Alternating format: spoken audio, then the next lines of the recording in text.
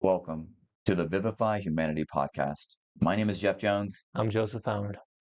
and this has been a long time coming. I've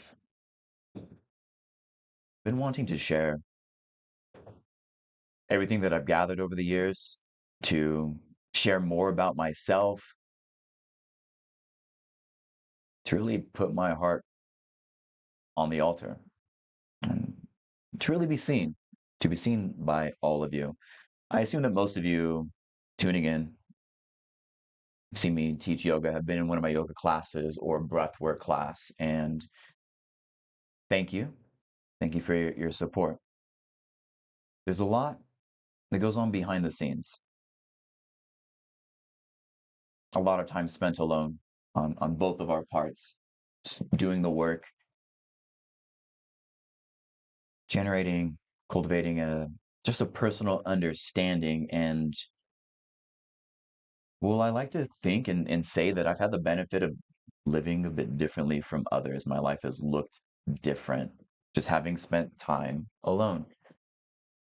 And I've had some amazing experiences in my life that have helped shape the way I view and move about the world.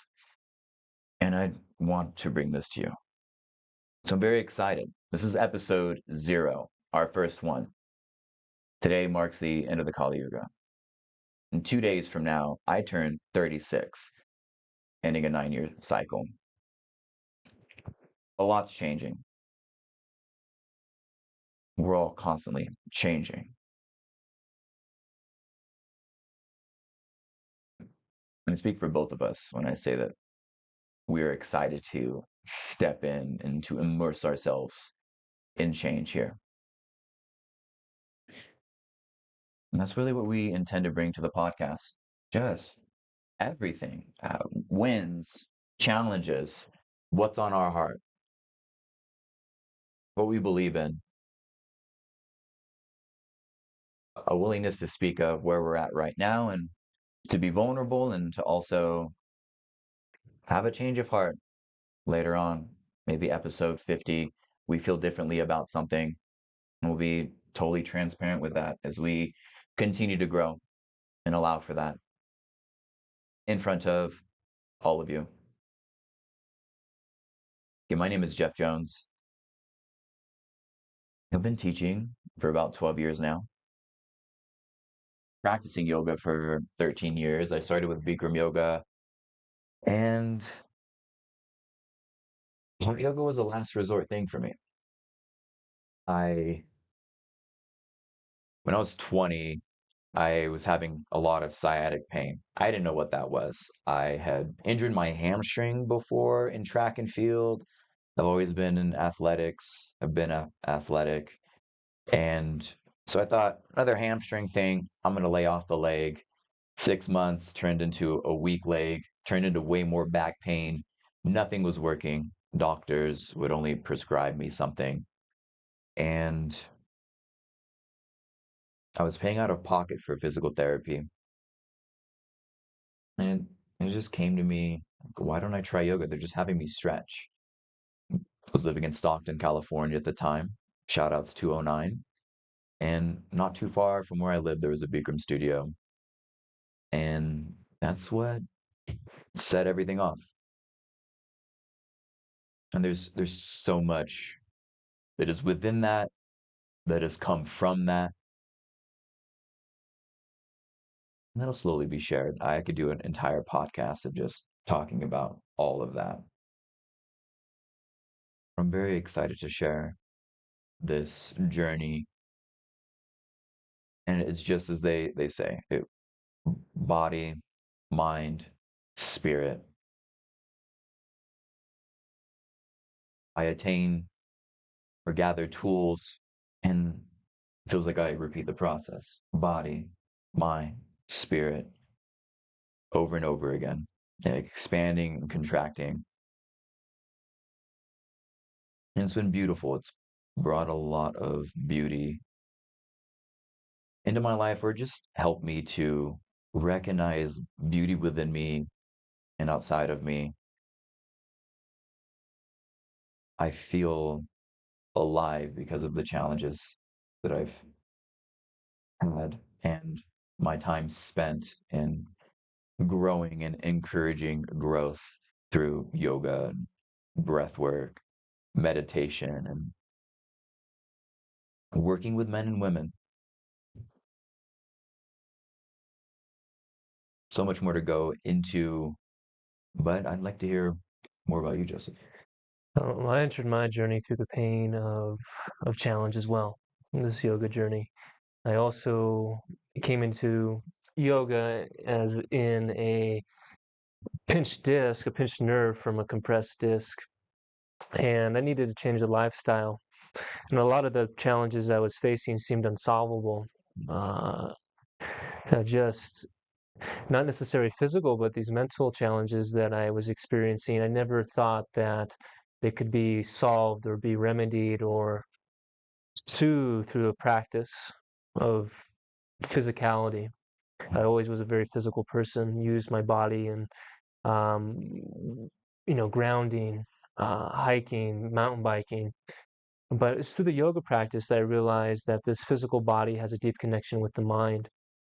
And even if you're not aware of it, the practice is a medication for these challenges and these habitual karmic tendencies that we have. My journey is just beginning here in the yoga space, physical the asanas, asanas. Yeah. My first journey started with the mental, looking into dream yoga, understanding the space that was in within us and how this outside world influences our internal being and how we interact with it shapes our thoughts and behaviors and our habits. And that also came through some pain and then the joy of realizing that there is a practice, there is a way to remedy, a way to evolve, a way to be more embodied within the self and within the conscious.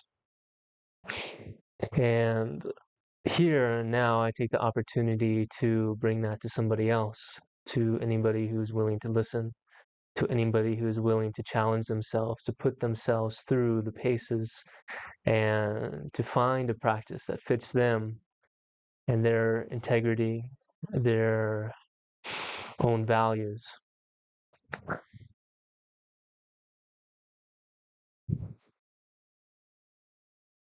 Thank you for your share.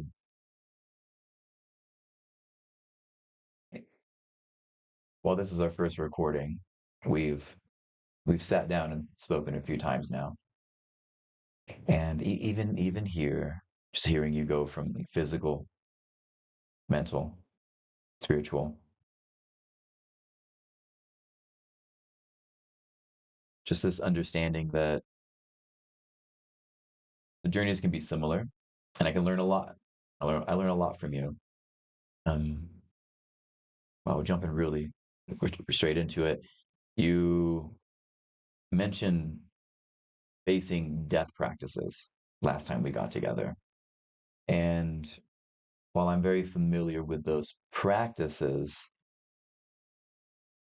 I just didn't have that name or terminology associated with what we were doing, and it's been just absolutely huge. Just oh yeah, facing death, and how it just really turned the ball just a little bit, and I got to see, learn, and feel so much more. And going back to my yoga journey, um, and I think it both started hot yoga with both of us. Mine was Bikram yoga, and just the discipline in that practice and elements of facing death within that. I have learned so much about myself by going to my edge. And within those hot classes, and I've been speaking to this in my classes recently because of our conversation and myself sitting with it and expanding upon it, to be absolutely uncomfortable, to be asked to move and to find your edge in asanas, yoga postures, to be asked to stay in the room, to not leave, to not move any extra, to not try and just shake and do something to feel comfortable, to sit with yourself.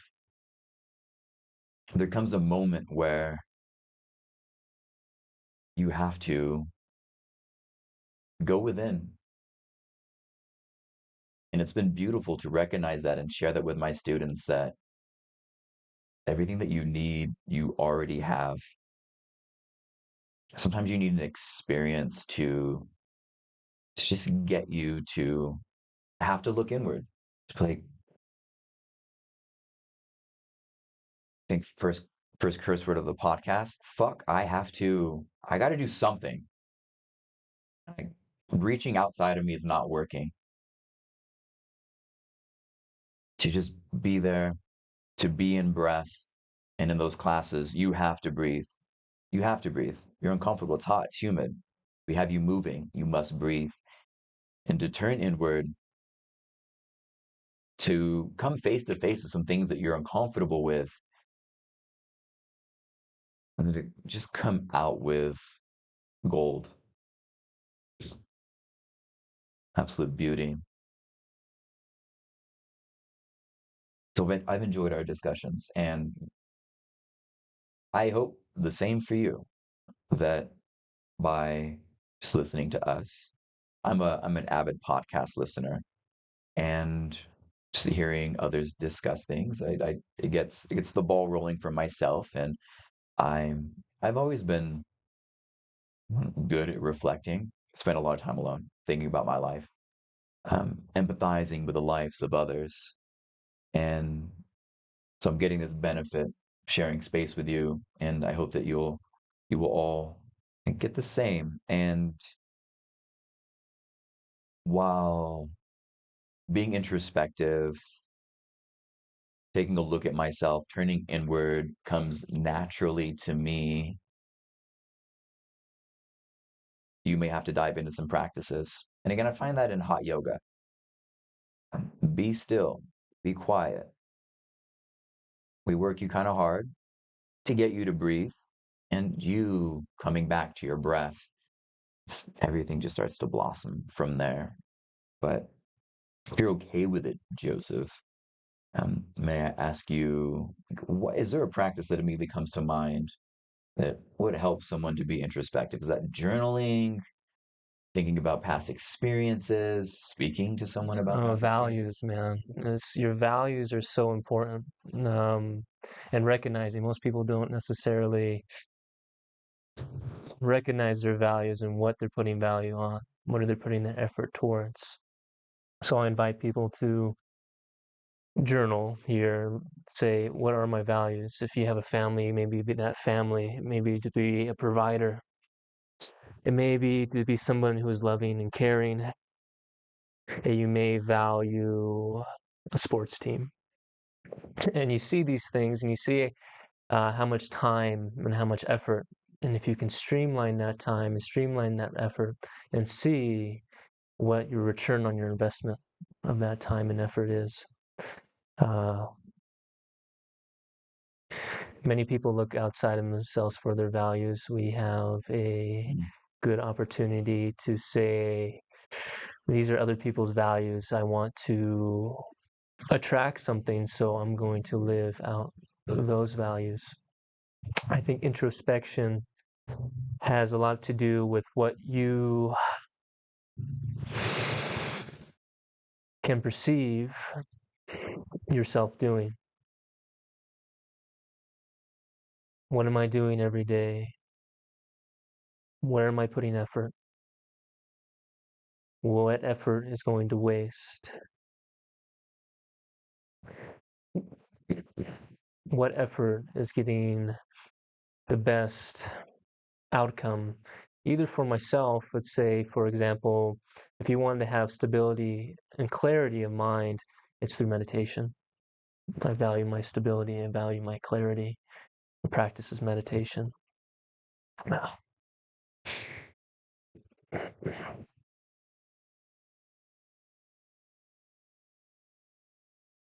we talked about death practices Mm. or looking into death. That's something that I would do at night, at a time when you're able to say, I'm going to let go of everything. And how much can I let go of? And what is uneasy to let go of? What part of my ego, what part of my wanting, what part of my desires are difficult, are strong, are deeply rooted? And what are those? And can I say, well, tomorrow won't be, and these things will have no value to me. All these broodings have little to do with something beyond this lifetime, have little to do with the ethereal, the eternal. And what part of the eternal, that death, can I bring into this space and now? What can I feel that comes from a space that is not worldly? And can I embody it? Can I leave my spirit in that place of less turmoil?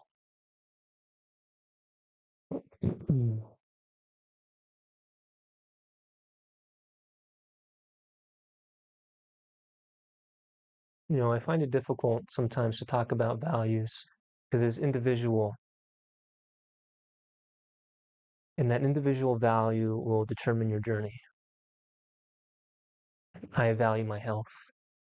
I value my flexibility, my strength in mind, body, and spirit.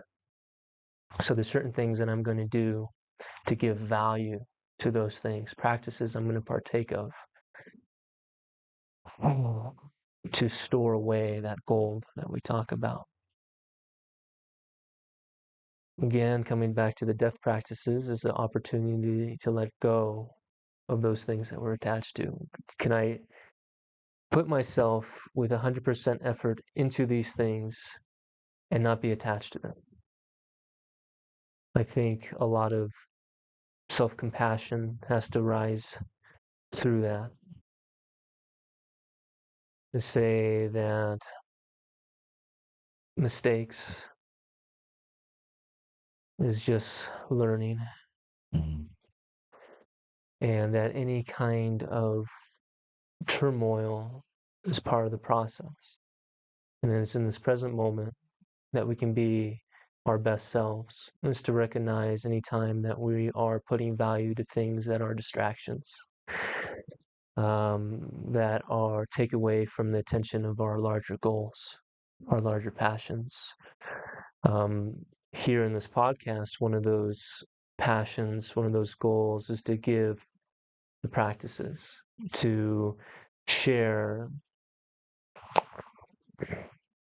different steps that we take and the different challenges that we face through those steps, and to come to a point of knowing that the journey doesn't stop, that there is no destination. I believe a lot of people find that they have to have a destination, X amount of money in the bank, a family, friends that are doing X, Y, and Z. And when they get there, and there's something missing, Mhm. I have it or I don't have it. And if I don't have it, I want it and desire. So I would like to hear some of your passions, some of your goals moving forward in your own space. Thank you. Yeah. Something that really drives me in my human life is to have peace and quiet as a big driving force, and I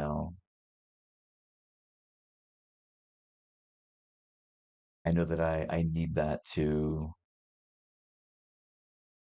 feel safe in the world, to know that I can close my eyes and turn inward, to have a safe space to return to at the end of the day. Being an introvert, it's a big driving force. I will seek out a place to be safe so that I can sit with myself. And through sitting with self, growth, personal growth, understanding of myself, soul self, my heart, which leads to a better understanding of the collective. And there is a desire to be of service. What comes to mind is to help, but of course, you, and I'm sure you've tuned in, you would like to be helped or you're open to receiving. That's why you're here. But I would like to be of service. Um, I've hit my head against the wall so many times learning, whether it be through lifting weights or through my yoga practice or just trying to understand myself. And there was not often an elder present, just someone say, just to even see me. I'm glad that you're willing to hit your head on the wall, young one. Have you taken a look at this? Just plant the seed. I'd like to plant some seeds here and just see what grows. Get one person to pick up a meditation practice or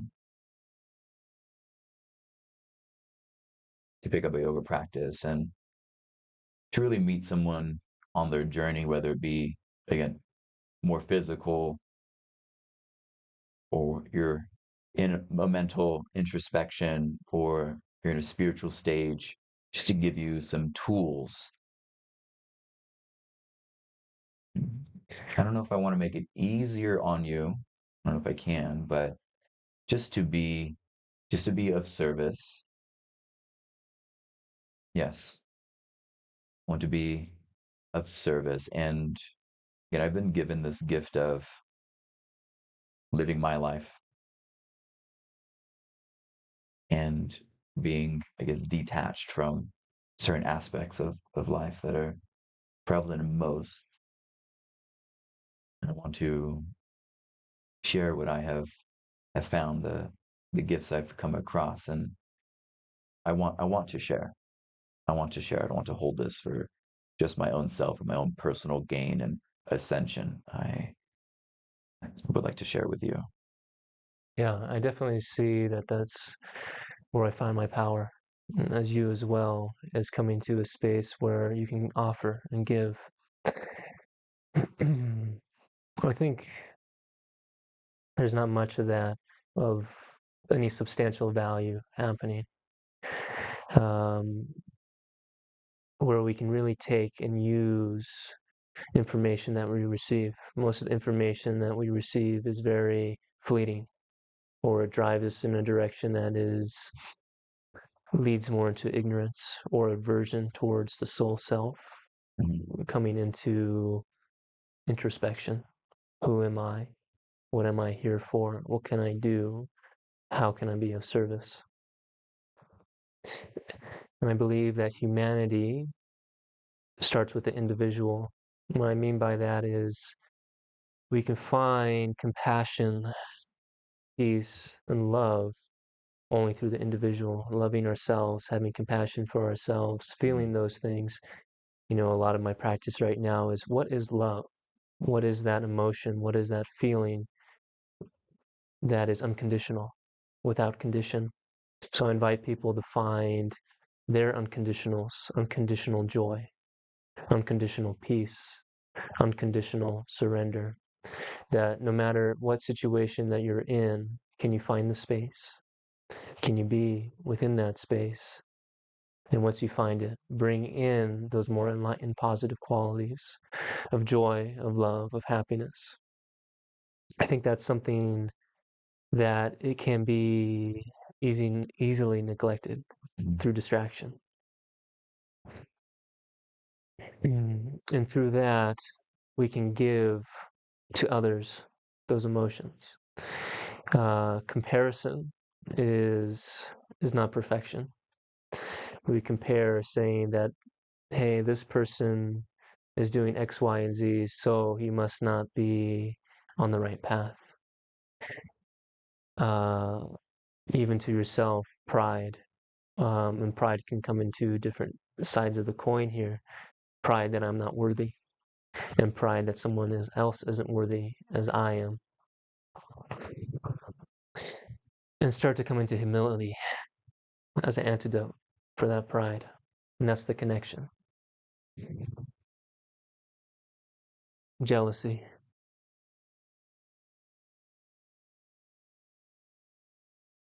Jealousy is more of a letting go. It's a possession. It's something that you're trying to steal from somebody else. Mhm. Anger.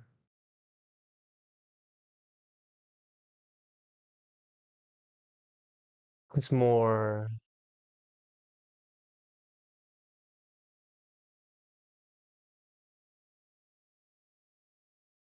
of a hard problem.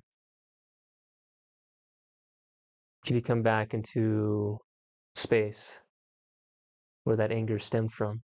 Mhm. Can you recognize it? And then one of my I guess most powerful practices that I've came across is to recognize these emotions as illusions, as fleeting, as a dream,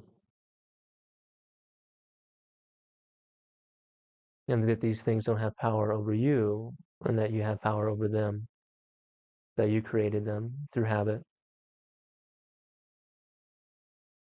So if you can recognize these things as illusions, these negative qualities of anger, greed, pride, jealousy, and ignorance, and when they rise through that space or through the minutia of this worldly existence, say, this is an illusion, this is a dream, these things do not have power over me. I invite them to come out, to be removed.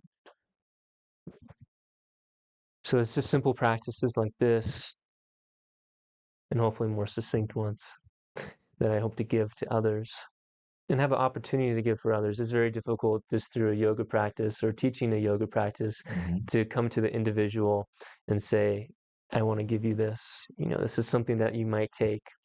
And it's funny sometimes when you do give that information to somebody who's like, wow, it's very powerful to them. Like, I really needed this. And to you, it was like maybe I didn't find it as much value as now that you find it. Yeah, I didn't think you were going to have or take this much value from it. Um, so different practices. Mhm. So what are some practices that have you used to combat some of your mentality that has been a diversion from maybe a connection to the higher purpose? I've dealt with anger a lot. I think my whole family has.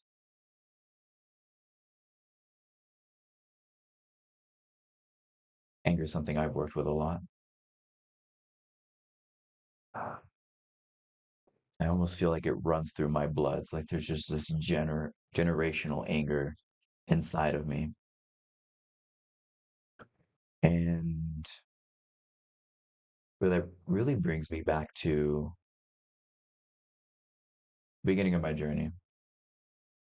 Hot yoga was helping. My back was getting better. I was feeling better. And there was just enough physical relief. Because at that time, it was so bad that when I would wake up, how am I going to move? How much pain am I going to be in? When I go to bed, it's pain. My life was pain. And when we just turned that dial down a little bit, and I had been practicing for maybe 6 months, I was just more open to myself and the world. And after 6 months, my back started hurting again.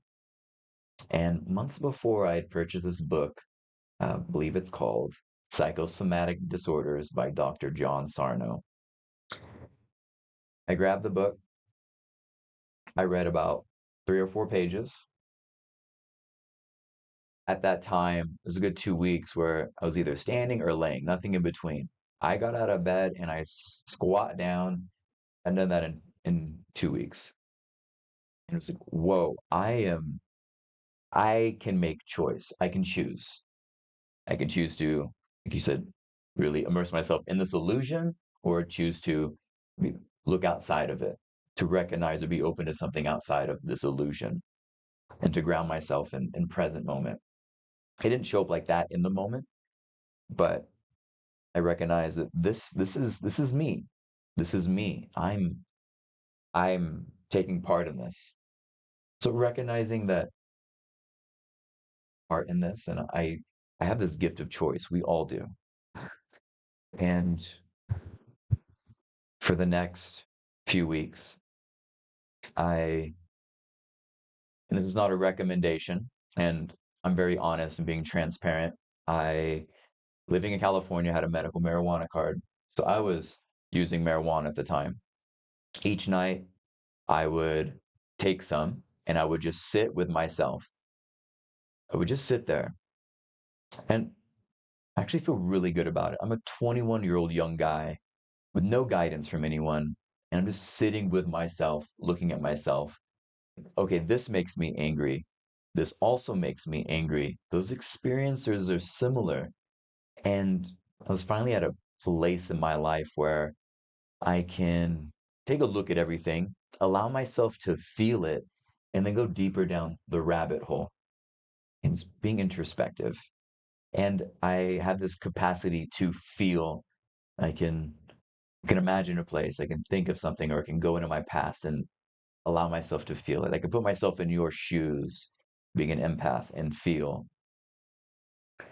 And it just kept taking me further and further back to when I was a child. And a lot of my anger stems from my childhood. And yeah, frustration with my stepfather, my father, my mother, so many things that I wasn't able to speak about.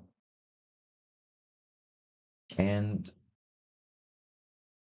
it was it was just so beautiful just to be able to sit with myself. I believe your question was a practice. Just sitting with myself, and it's still powerful for me today.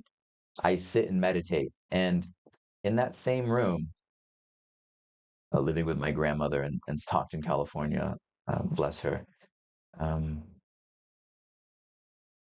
little tangent. I'd like to hear more about your relationship with your grandparents Yeah. sometime. My grandmother, sh so much in my life, I wondered if I was lovable or if anybody loved me. And oh, my grandma loves me. I owe so much to her. She gave me so much love, and I want to pour that out for all of you. Come, bring your cup. I'm overflowing with it, and I've kept it hidden out of fear of maybe rejection. But I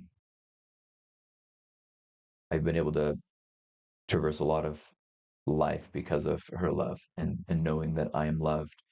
But I remember that first meditation in my room within her home, which I will consider my childhood home.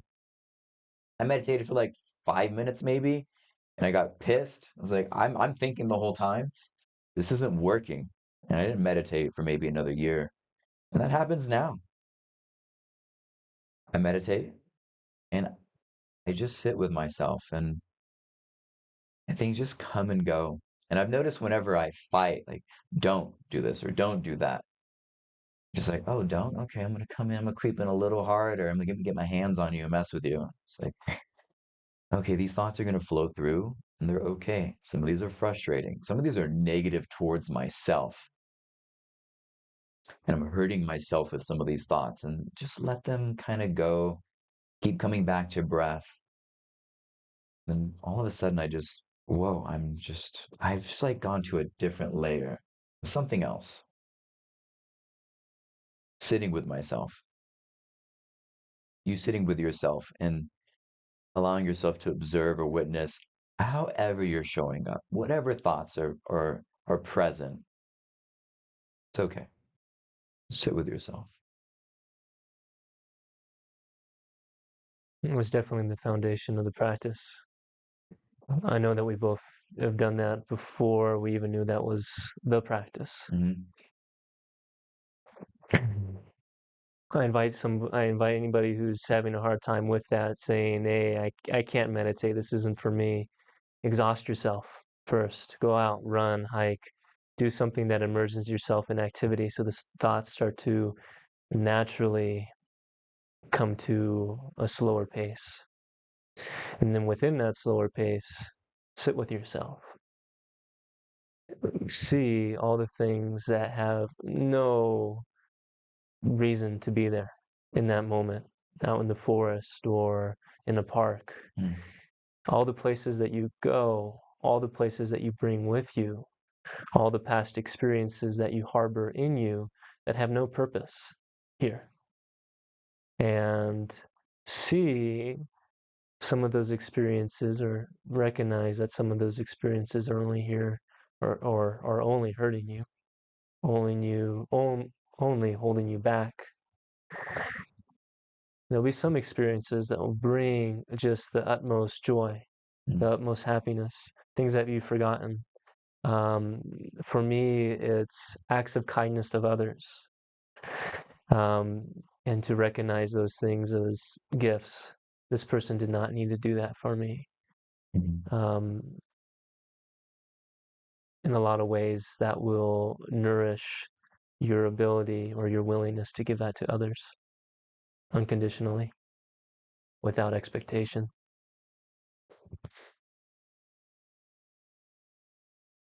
The practice will evolve from a minute of silence, coming into silence. Oh, that was great. Sit with it. Really sit with it.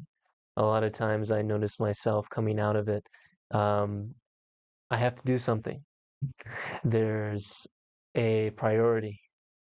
This comes back to values. What do you value? Do you value your clarity, your stability over whatever this is coming up? And you might value that I need to clean my toilet right now, Mm. or I need to make food, or somebody's coming over and I need to do something about it. I need to work. And tell those things that it can rest, that my sanity is of utmost importance, that my own well being is what I need to give to others, Mm. to have the ability to give to others. After that happens and you want to add a little color to your meditation, it's very easy to find qualities of love, of happiness, of joy, and sit with those and bring those, ask for them, say, I am love, I am strength, I am courage. And with every breath, say that.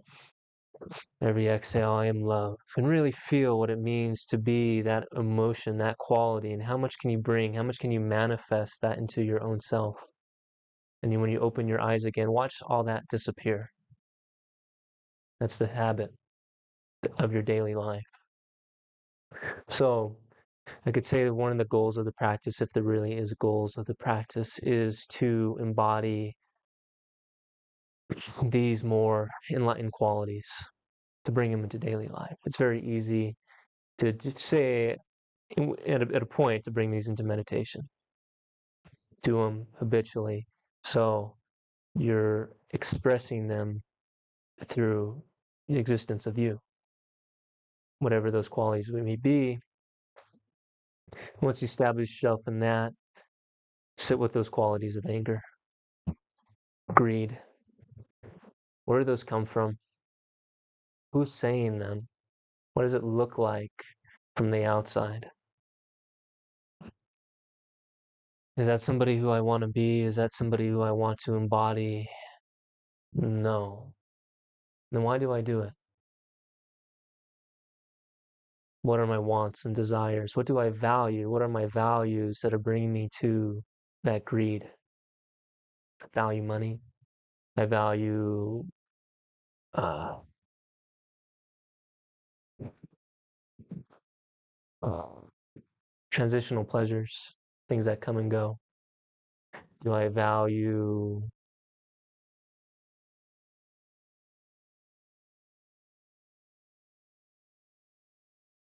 my anger over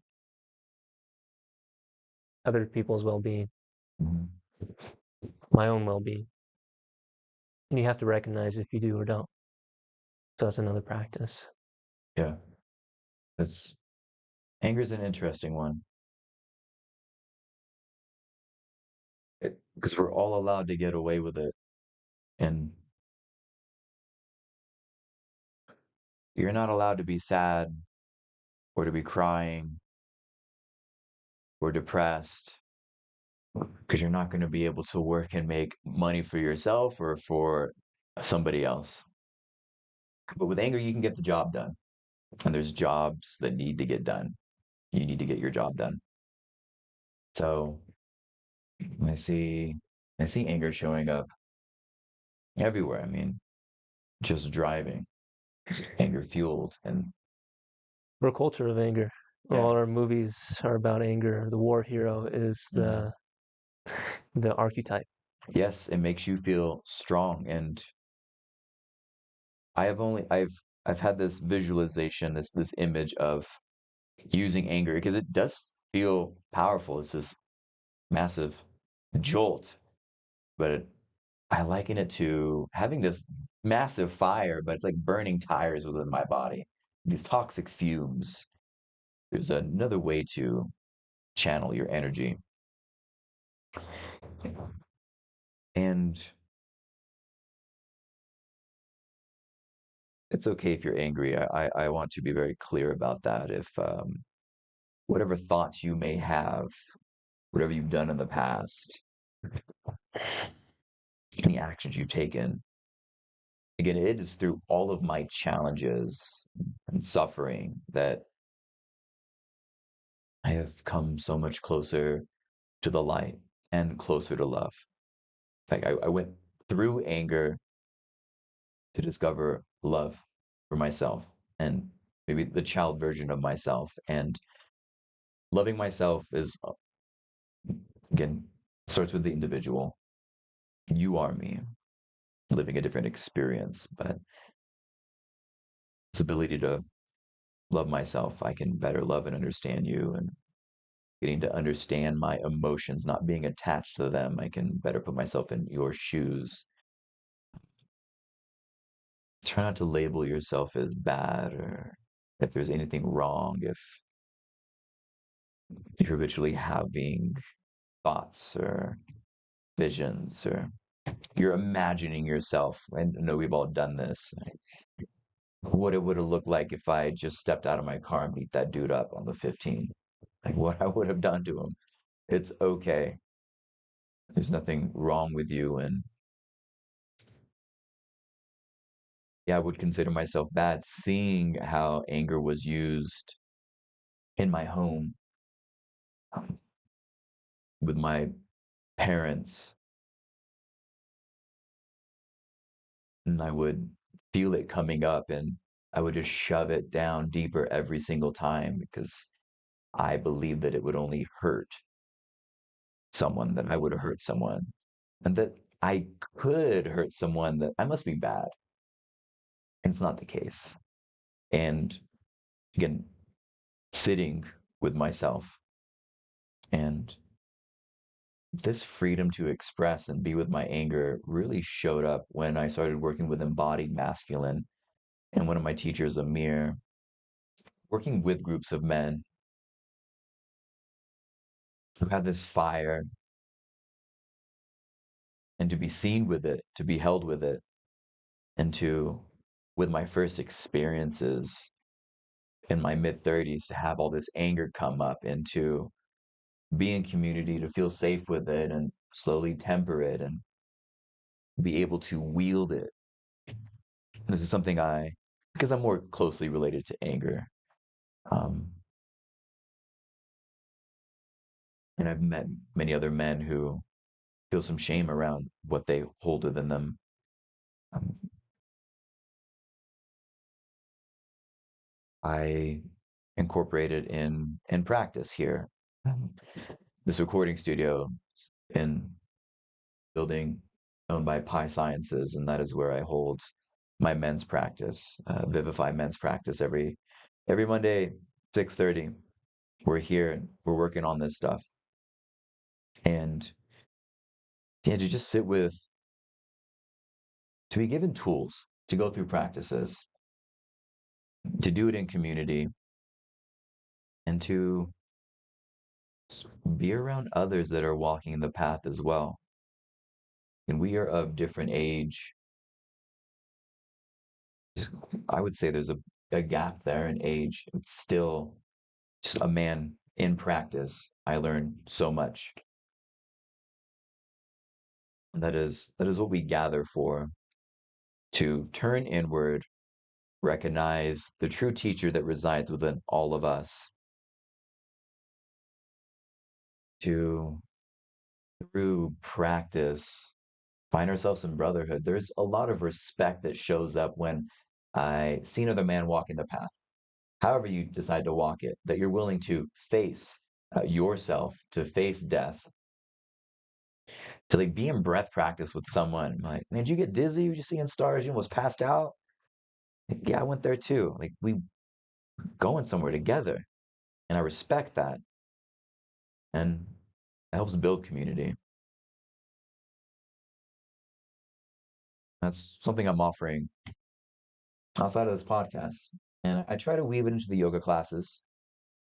You know, I could do a little more in yin, get introspective and feeling, and this all doing that. We're all living the human experience in the same yoga posture here, but having an individual experience as well, and maybe facing death a bit more in the hot Bikram class. And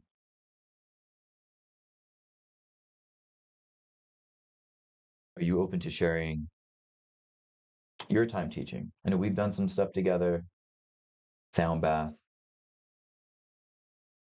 You've had a chance to teach yin. I'm really happy you got that opportunity because I knew that you would fall into that so well.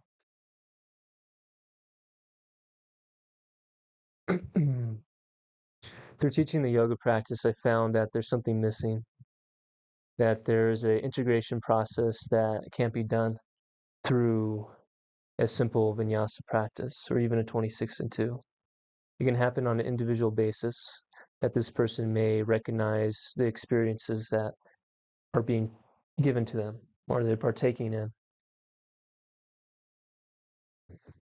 It has to be a lifestyle shift. Mhm. It has to be integrated within everything that we do. There has to be an opportunity for it, and the opportunity has to be given to you by yourself. Once again, value. I value this opportunity. I value my transformation. I value some evolution that I know that can take place here. I value clarity. And then it's every moment. Every moment, what can I do? I can't give that in a yoga practice. I can come close to giving you the space for that. I can lead you through a practice that exhausts you. I can lead you through a practice that inspires you. I can't transform your life in an hour. I can't make you choose something different.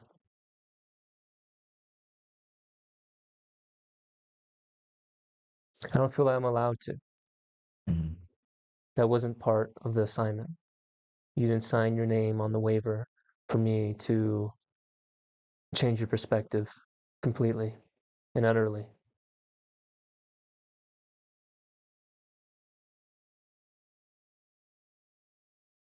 There has to be time. There has to be challenge.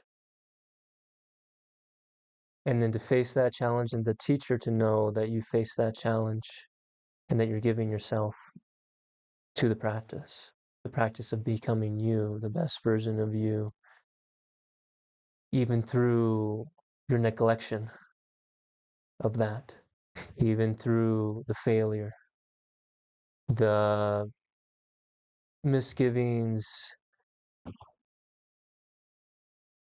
even through self deprecation, that you will continue to come back to the practice. If you do a Warrior 3, I don't know that's the case. Mm.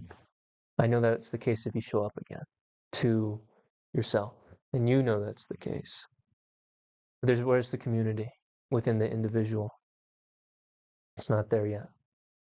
It's not part of the culture. You have to develop a culture of understanding of this practice. And that's what I hope to do, not just through the podcast, not just through this opportunity here, but through my entirety of this lifetime. Mm. To be a teacher, to be a teacher in every moment to myself, and then have the gracious opportunity to potentially teach somebody else.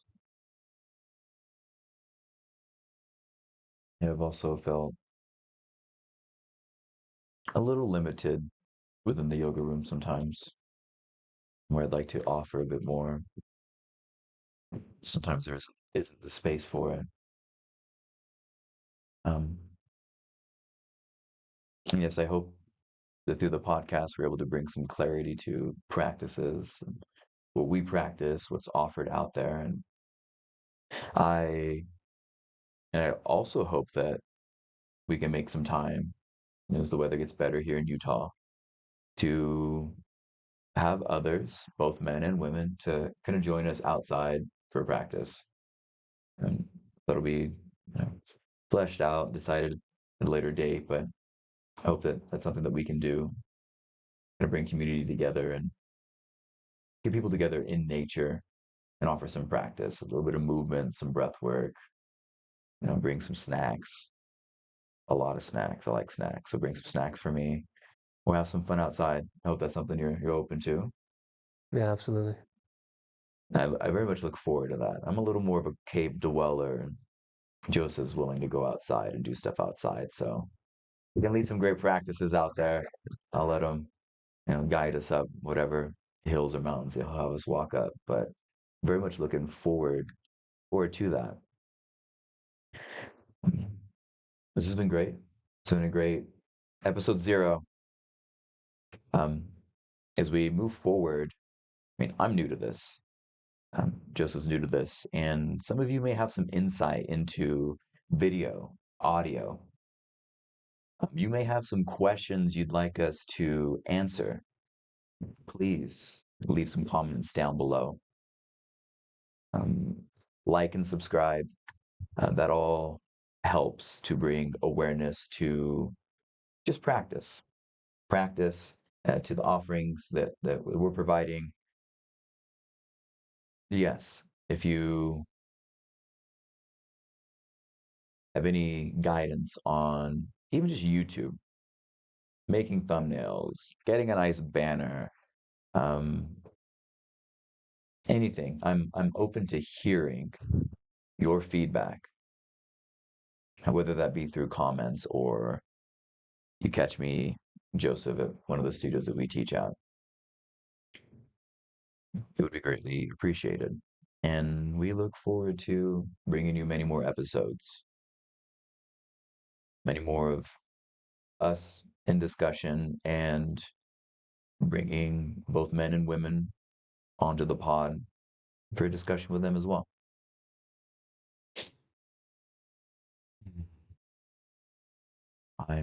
I'm feeling complete here. Yeah, Thank you again for tuning into the Vivify Humidity podcast. I it's very humid in here. I teach some. We're getting sweaty in here, guys. I teach so much hot yoga. Humidity is always on my mind.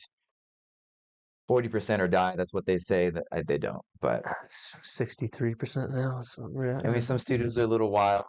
I like to keep it old school. 40, 45 is good enough. Stop. Doesn't need to be more. It's hot enough. Trying to kill people, man. Huh? Just because you've been doing it for 6 years. Huh? I said, just because you've been doing it for six I years, thought I you mean, said 60. I was like, I'm only 36 in 2 days. yeah, Jeff's 120, I'm man. 120. That would be amazing. We'll take 108 years. That's what we're going for in this lifetime. Maybe 60. This be pretty good with that. Einstein, what do you think? This is what up in some audio and music. His AI is going to come to life. AI Einstein. He's going to be a So you recurring guys need to get theme on better the at pod. this. We will. We will. Yeah, for Tune in sure. next time, guys. Like and subscribe. Thanks for being here. If you made it this far, if you made it this far, I want you to put down a popcorn emoji at the bottom. Let's see who's a real one. Take it easy. All right. Adios.